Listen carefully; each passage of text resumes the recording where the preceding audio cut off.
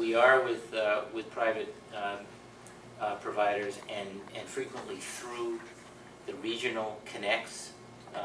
You know about Western Connect, and there's a Pioneer Valley Connect, some of the essentially grassroots groups who have been working on this for a while. I'm going to oversimplify to make a point here, but if a company says, you know, we're interested in investing in that trunk, but not in that last mile, then we may say, well, listen, how much were you going to invest in that trunk? They tell us what it is. We say, all right, suppose we substitute government money for public money for that. You take that, what you were going to invest, and you make that a part of your last mile investments. And so the solutions are a little different, company to company, but frankly, just our being active on the initiative has caused some companies to step up their game already. Comcast has gotten more active out here. Time Warner is coming up from New York from New York State across the border, and then some of the across the state line, and then some of the smaller companies. I live in Richmond, and we have a little Richmond telephone company, and they've begun to develop a strategy for providing broadband access to their telephone customers as well. So I think it's going to be a whole host of different solutions, just as it was for electricity during the 30s and 40s. But the fact that we have some resources, some public resources, means that we can, we can play. Does this suggest the time frame for when you think that there could be access for communities that have no service now? This meaning the federal money? Yeah. Well, we don't have it yet, so I don't want to. I think we will get it. It's a competitive process. I think we will get it again, as I say, because we're further ahead than just about everybody. Isn't this I-91, once that's done by the end of this calendar year, from then on, these companies can then plug in, basically. Plug in off of it. Right. Yeah. So starting in January, Sharon said. As early as January. But I think the question was, our original time frame was 3 years from the time we, got the funding from the state. But I think when we announced the initiative, it was 2007. The bond was passed last year, 2008. That's when we were up in Goshen, and we think 3 years from there we will have real implementation. So 2011.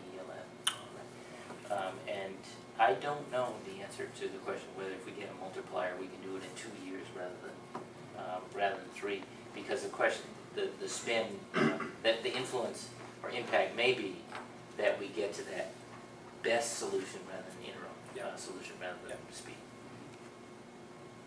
I have another question about stimulus money. Northampton's looking for stimulus money to build a police station. Is there any chance of that? I don't think so today, because the stimulus bill, we did a lot of planning before the bill was done, just to anticipate, and we wanted to be as well positioned as possible to get shovels in the ground as quickly as possible, and then most of the hope for municipal support for vertical infrastructure was cut out of the bill. It was in on the House side, it didn't come out on the Senate side. So if there's a solution there, it's a solution through some other device, displacement or something like that. For example, if we were able, you know what? I shouldn't just think out loud about yes, this. You should. No, I should, because we work very, very closely with the mayor, and we like to find a way to solve that issue, but it's not clear to me that way is going to be through the recovery. But you mean if the recovery funded something else, then that money might be able to go to the police station? That's possible. But that would probably be a local decision depending on how much latitude. But not in this round or the next round. Doesn't look like. I don't think so. No. I wish I had a different answer. Another stimulus question. You set up the recovery transparency website, Yeah. right? Yeah.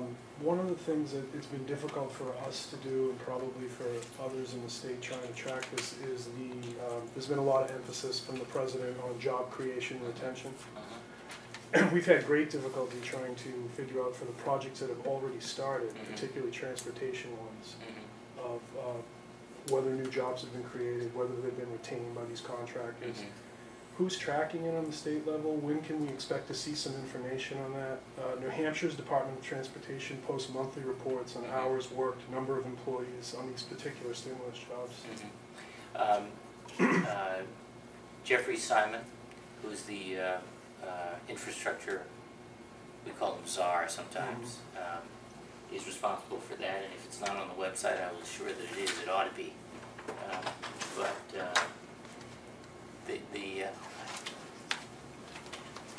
These are very, very welcome dollars, and you better believe that they are creating and retaining jobs. And as the money is released more quickly from the federal government, because you know that's been an issue, then we expect the impact in terms of job retention or creation to be greater. The money for projects that we've received so far is limited to some highway money and some rail money, some transit money. But the broadband, the health IT, frankly, most of the project-related money is distinct from Medicaid and education money, but project-related money is supposed to be released in the course of the summer and the fall.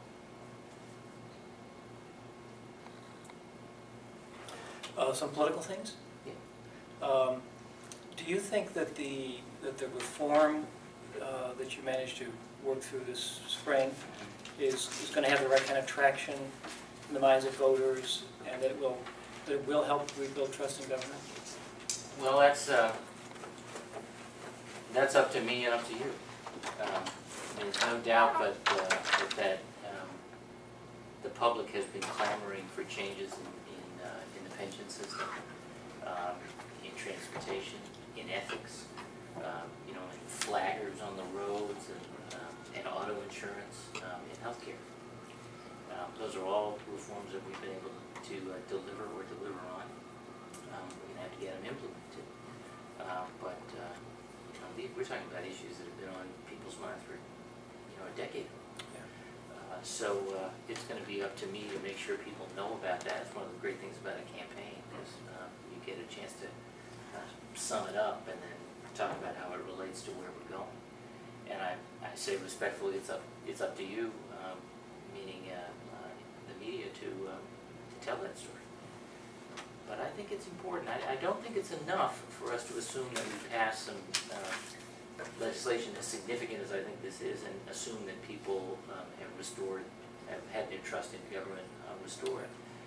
But there's no doubt but that because I think we have to stay on this path of changing the way we do business consistently,